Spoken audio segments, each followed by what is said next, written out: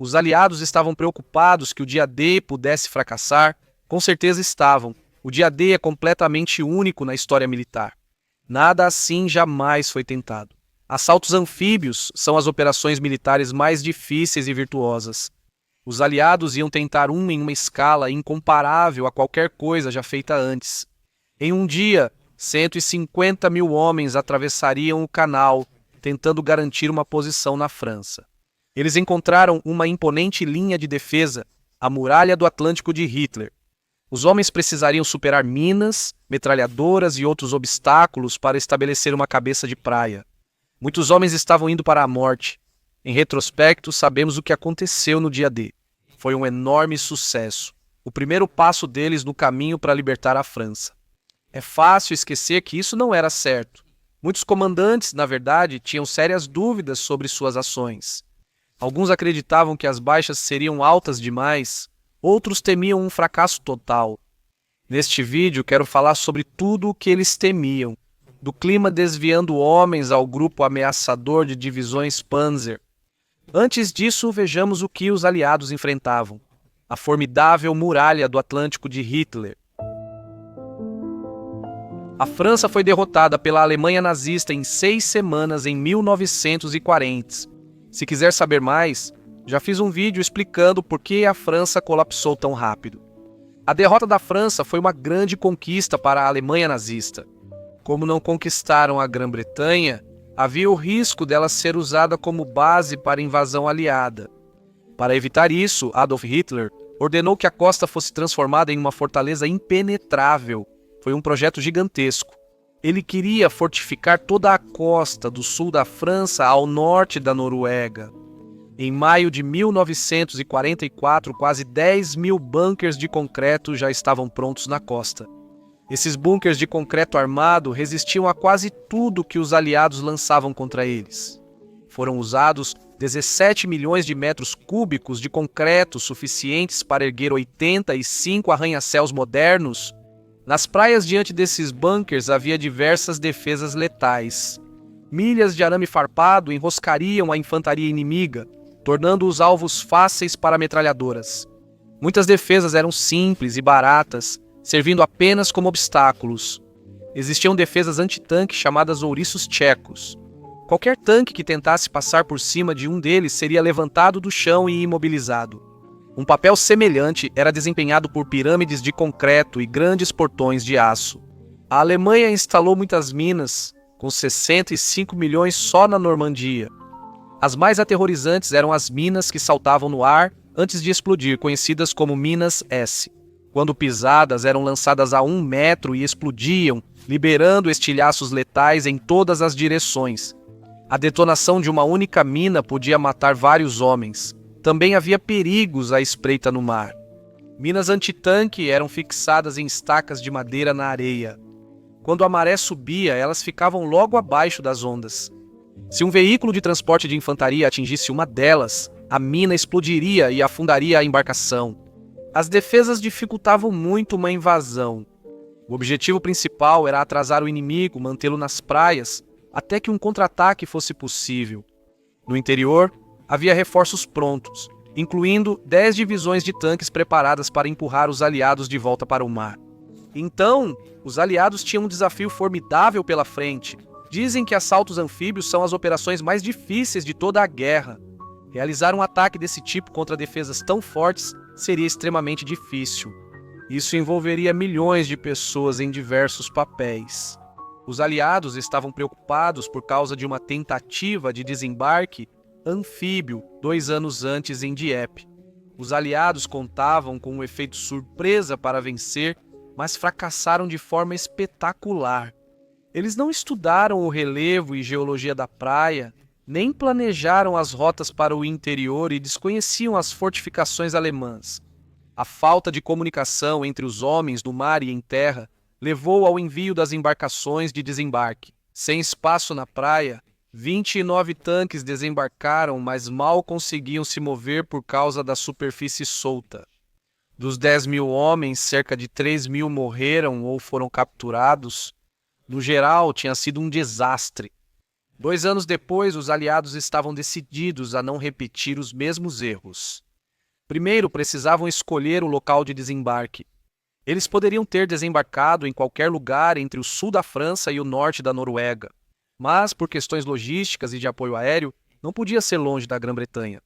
A zona de desembarque precisava estar ao alcance dos caças. O local mais óbvio seria Calais, por ser o mais próximo da Grã-Bretanha. Teria sido o mais fácil para fornecer apoio aéreo e oferecia a rota mais direta para a Alemanha. Por ser o alvo óbvio, estava muito fortificado. Outra opção era a Normandia.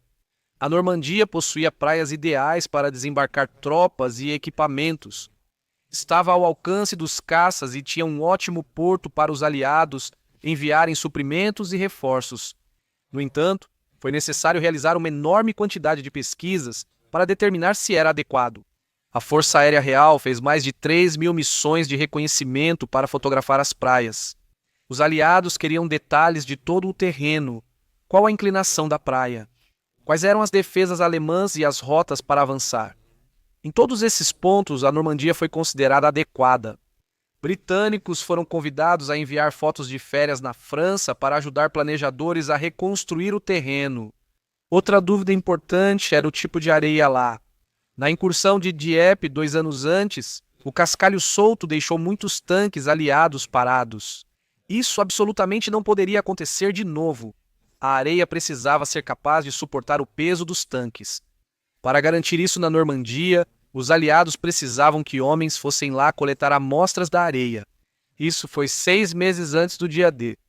2 homens do Corpo de Engenheiros Reais viajaram em um pequeno barco até a costa da Normandia. Com apenas uma faca e uma pistola, eles nadaram até a praia. Lá, quase escapando de serem descobertos pelos alemães, eles coletaram amostras da areia e nadaram de volta para o barco. A areia era adequada. O dia D seria na Normandia, escolhida para o desembarque. Os aliados podiam iniciar uma das partes mais importantes da estratégia para enganar os alemães sobre o local do ataque. Os aliados simularam ataques em diversos locais. Para simular um ataque pela Noruega, criaram um exército e sinais de rádio falsos na Escócia para parecer uma concentração militar. Realizaram ataques aéreos contra alvos militares e industriais. Esse engano pode realmente ter feito os alemães acreditarem que um ataque poderia acontecer ali. Hitler manteve 40.000 homens na Escandinávia.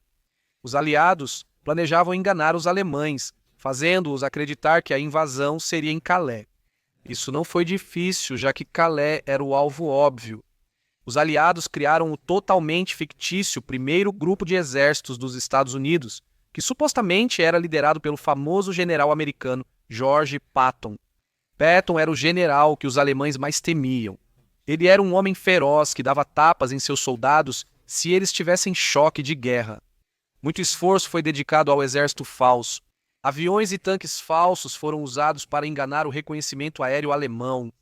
Construíram prédios inteiros para o exército parecer real. Tudo isso contou com uma espionagem impressionante e, sinceramente, incrível. A história mais famosa é a do espanhol Juan Pajol Garcia, codinome Garbo. Ele convenceu os nazistas tão bem de que estava trabalhando para eles, que foi condecorado com a Cruz de Ferro por Hitler. Ele fez eles acreditarem que comandava uma rede de 27 espiões no Reino Unido e muitos relatórios eram lidos por Hitler. Garbo teve um papel enorme em convencer os alemães de que o ataque aconteceria em Calais. Isso foi muito importante e valioso para os aliados. Mesmo após o desembarque na Normandia, os nazistas ainda achavam que era só uma distração e que o ataque principal seria em Calais. 22 divisões ficaram lá semanas após o dia D. Um ponto-chave do plano era enfraquecer os alemães com bombardeios, iniciados em junho de 1943, um ano antes do dia D. Claro, ela aumentou dramaticamente à medida que o dia D se aproximava. Nos 2 meses que antecederam o dia D, os aliados lançaram quase 20.000 toneladas de bombas na França, mais de 10 vezes o que os alemães jogaram em Londres na Blitz. Um dos principais alvos era a Força Aérea Alemã. Os aliados precisavam absolutamente de supremacia aérea no dia D, então a Força Aérea Alemã tinha que ser totalmente incapacitada. Bombas foram lançadas nos próprios aeródromos, mas também nas fábricas e na infraestrutura que produziam os aviões. Isso foi muito bem sucedido. No dia D, os alemães tinham só 700 aviões contra 10.000 dos aliados. Outro alvo importante eram as estações de radar. Se os radares alemães funcionassem, os aliados teriam mais dificuldade em manter o desembarque em segredo. Assim, eles poderiam responder bem mais rápido quando o ataque ocorresse. A destruição das estações de radar foi extremamente eficaz. No dia D, quase todas as 92 estações de radar foram destruídas. Nenhuma funcionava ao longo da costa da Normandia. A invasão, naturalmente, envolveria inúmeras coisas diferentes ocorrendo ao mesmo tempo.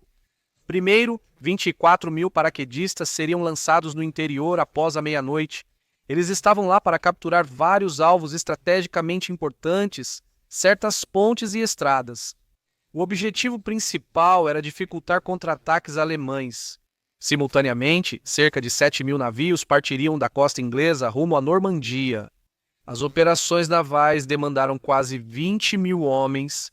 Com o mar da Normandia cheio de minas, navios varredores iam à frente do comboio. Na verdade, alguns dos primeiros homens a morrer foram de um desses navios varredores de minas, que atingiu uma mina e afundou.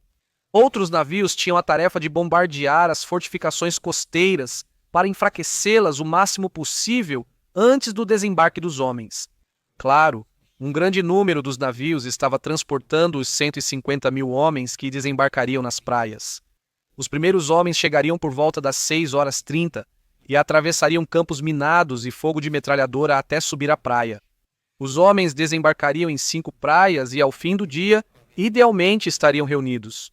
Após estabelecer a cabeça de praia, muitos reforços seriam enviados da Inglaterra. 500.000 de homens aguardava prontos para atravessar. Um grande desafio seria abastecer um exército desse tamanho. Tudo o que eles precisavam de munição a papel higiênico e barbeadores teria que vir da Inglaterra. Isso seria bem mais fácil com grandes navios que levam muita carga. No entanto, grandes navios têm o problema de que não podem chegar muito perto da praia. A solução normal para esse problema é, claro, usar portos. Os portos têm 2 características principais. Eles possuem águas profundas próximas à costa, permitindo que grandes navios se aproximem do cais. Eles possuem barreiras que reduzem as ondas e deixam a água do porto mais calma que no mar aberto. A Normandia, na verdade, não tinha nenhum porto natural.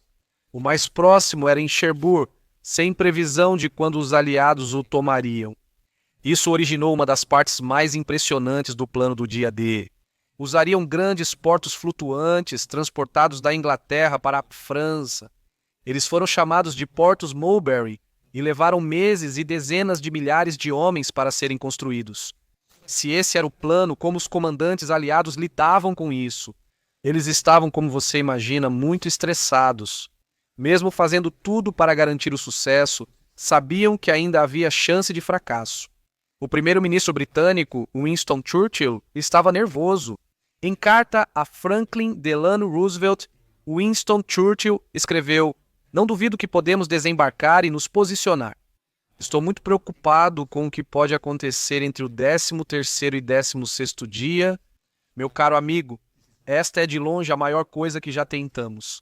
O comandante militar mais alto da Grã-Bretanha tinha grandes dúvidas sobre o plano.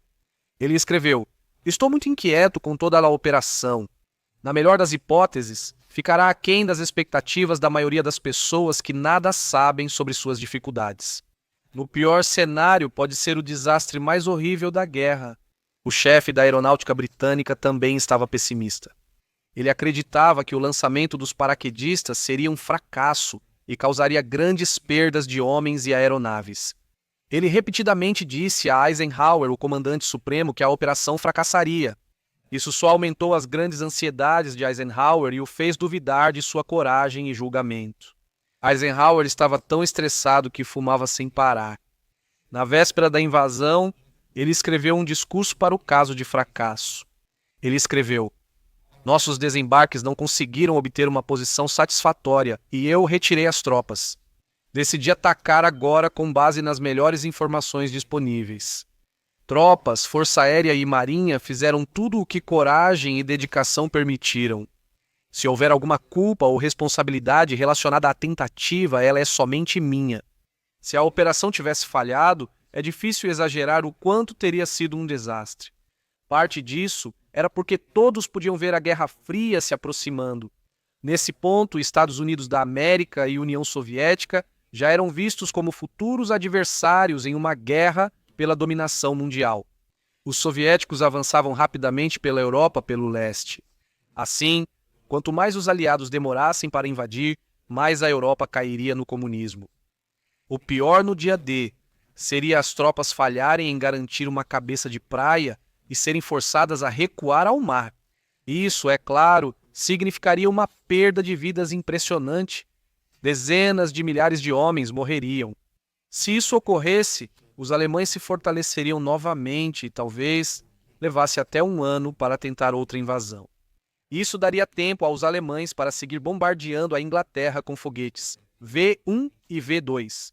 Mais assustador ainda, isso daria tempo para o plano nazista criar uma arma nuclear.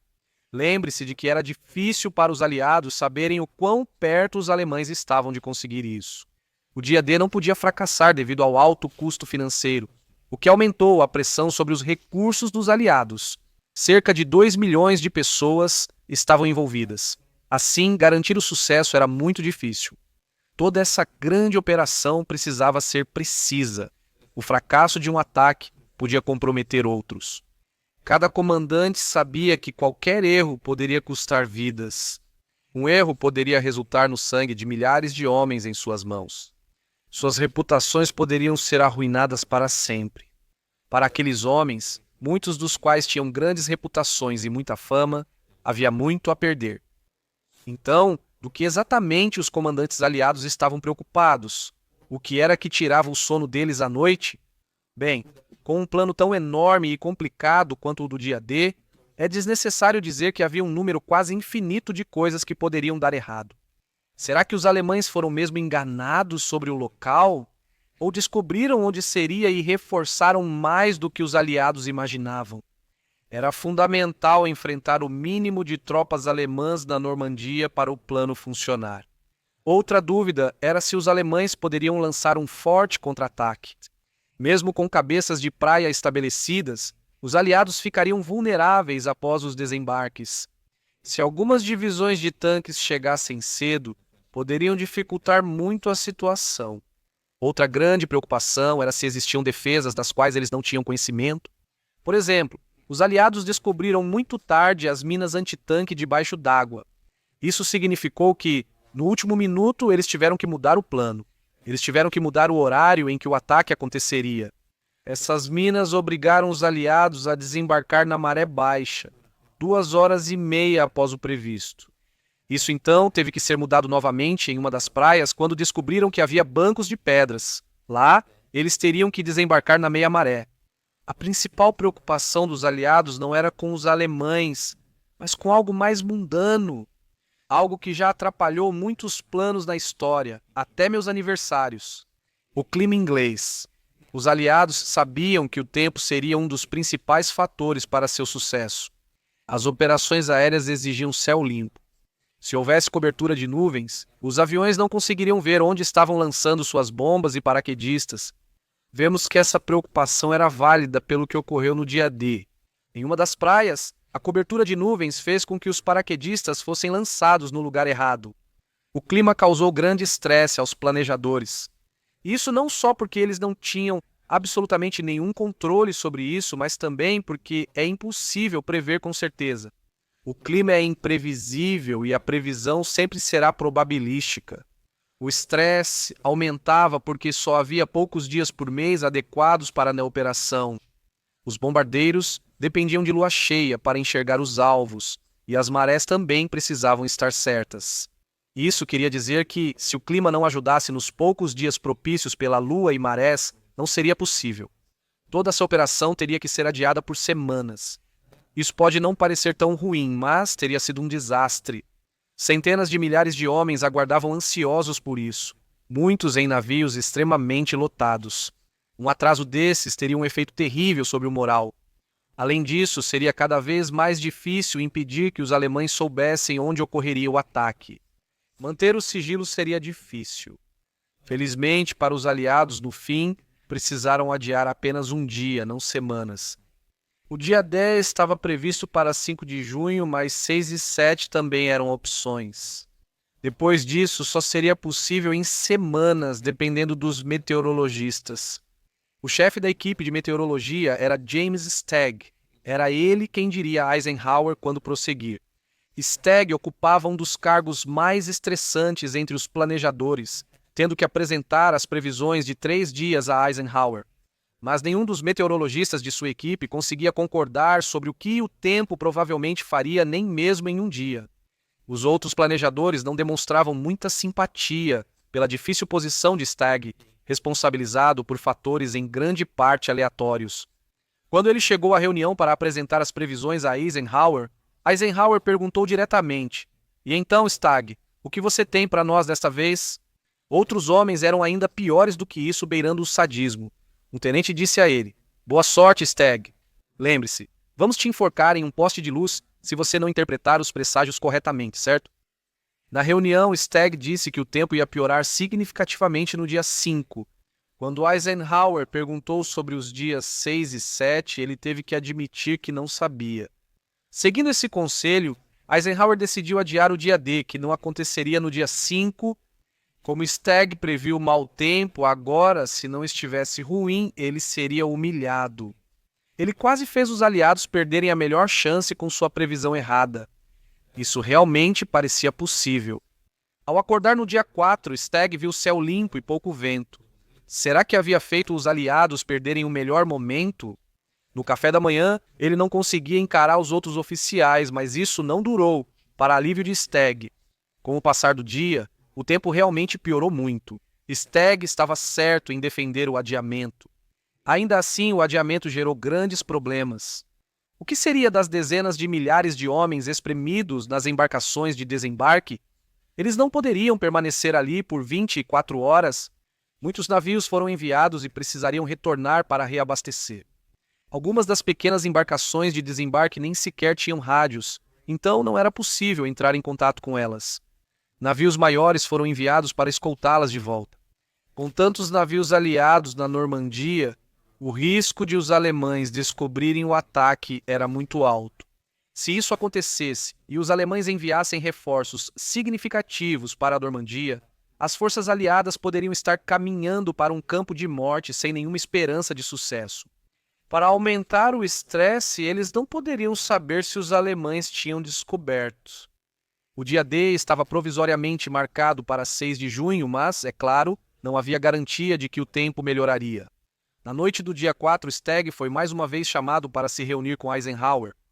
Naquele momento, as coisas não pareciam boas. Chuva e vento batiam nas janelas. Para as dezenas de milhares de homens que estavam suportando aquele tempo em navios de desembarque apertados, aquilo devia ser um verdadeiro inferno. No quartel-general, o clima era de desânimo. As coisas não pareciam boas para a sexta. Stagg começou a falar com os comandantes. "Senhores, desde que apresentei a previsão ontem, alguns acontecimentos rápidos e inesperados ocorreram sobre o Atlântico Norte." Ele continuou dizendo que achava que haveria uma leve melhora no tempo. Não seria o ideal, mas seria aceitável. Uma discussão acalorada começou na hora. O chefe das forças navais disse que, se o dia D fosse no dia 6, precisaria avisar suas forças em até meia hora. Ele afirmou que, se preparassem para o dia 6 e não ocorresse, não conseguiria fazer no dia 7. Na manhã seguinte, na manhã do dia 5, os dados das previsões continuaram a melhorar. Stagg conseguiu dizer com mais certeza que o tempo estaria aceitável. A decisão foi tomada, o dia D aconteceria no dia 6. Agora, só restava torcer para que a previsão estivesse certa. No final, o tempo ficou bom, não causou grandes problemas. Dito isso, causou problemas que confirmaram a preocupação dos organizadores. Havia alguma cobertura de nuvens que causou problemas. Isso significou que os bombardeiros em Omaha Beach não conseguiram ver seus alvos e erraram. 1.700 toneladas de bombas foram lançadas sem matar uma única pessoa. O bombardeio naval das defesas costeiras sofreu um problema semelhante, e causou muito menos danos do que se esperava. A baixa visibilidade também trouxe problemas aos paraquedistas. As nuvens fizeram com que os aviões que transportavam os paraquedistas não pudessem voar em formação fechada, e por isso muitos dos paraquedistas foram lançados longe de suas zonas de pouso pretendidas. Muitos aviões voaram tão baixo que ficaram sob fogo tanto da artilharia antiaérea quanto de metralhadoras. Alguns paraquedistas morreram ao aterrissar sem tempo para abrir o paraquedas, enquanto outros se afogaram em campos alagados. O clima era uma das maiores preocupações dos aliados, mas não era a única.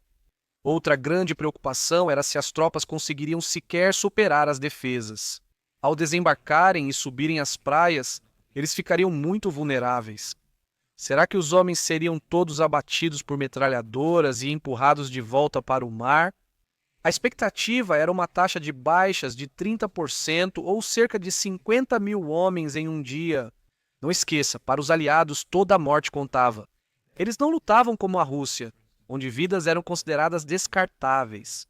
Os comandantes tinham o dever de fazer tudo para minimizar ao máximo as baixas. A questão não era só o sucesso da operação, mas se eles haviam sido comandantes honrados.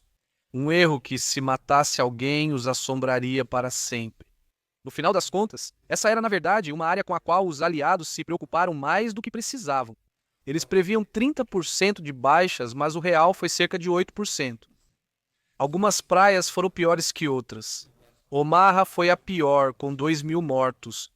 A situação ficou tão grave que os aliados quase evacuaram Omaha, mas felizmente não foi preciso. As cabeças de praia foram estabelecidas com poucas baixas. Apesar disso, os aliados não atingiram seus objetivos no primeiro dia. Esperavam unir as 5 praias em uma frente única, mas isso não ocorreu por vários dias. Um dos objetivos mais importantes deles era tomar a cidade de Caen. Isso era importante, pois era um entroncamento rodoviário e qualquer contra-ataque alemão provavelmente passaria ali. Um forte contra-ataque também preocupava muito os aliados. Afinal, mesmo que conseguissem garantir uma cabeça de praia com sucesso, ela seria muito vulnerável. Por dias, eles sabiam que 10 divisões Panzer alemãs, com cerca de 2.000 tanques, estavam ao redor de Paris. Se chegassem rápido à Normandia, talvez empurrassem os aliados de volta ao mar. Seria uma corrida. Os aliados tinham que colocar o máximo possível de homens e tanques na cabeça de praia, antes da chegada dos panzers alemães, prevista para 5 dias. Por isso, era preciso atrasar e dificultar ao máximo o avanço dos panzers até a Normandia. Uma tarefa principal dos paraquedistas era explodir pontes. A resistência francesa também iria participar disso. No final das contas, os aliados realmente tinham uma grande carta na manga da qual eles não poderiam estar cientes. A incompetência desse completo maluco. Os 2.000 tanques ao redor de Paris só podiam se mover com a permissão expressa de Hitler. Sem a autoridade dele, nada podiam fazer. O que tornava isso ainda mais problemático para os alemães era que Hitler acordava tarde. Ele acordava tarde e não gostava de ser acordado à toa. Mesmo com o dia D em andamento, ninguém se atreveu a acordá-lo. Naquele dia, ele acordou ao meio-dia, quase 12 horas após o início da invasão, mas ainda assim não agiu rápido. Os panzers perto de Paris só foram enviados às 16 horas. Ainda assim, avançaram muito devagar, pois era dia, e estavam vulneráveis aos bombardeios aliados. Eles realmente não puderam avançar até o anoitecer. Esses panzers ficaram fora da batalha por 2 dias, o que foi uma grande bênção para os aliados, dando-lhes tempo valioso. Nessa altura, eles já tinham forças mais do que suficientes na Normandia para enfrentá-los. Com os aliados estabelecidos na Normandia, a derrota de Hitler estava um passo mais perto de se tornar realidade. Como sabemos, o dia D e a libertação da França foram um sucesso. Custaria muitas vidas, mas no fim o Império Nazista cairia. Dito isso, é importante lembrar que isso nem sempre foi garantido. Se certos eventos tivessem sido diferentes, poderíamos lembrar o dia D como um grande desastre militar. Ainda bem que isso não aconteceu. Se você quiser saber como a Alemanha lidou com o que fez durante o Holocausto, por favor, inscreva-se no canal, porque estou fazendo um vídeo sobre isso agora, e ele será enviado em breve. Muito obrigado por assistir.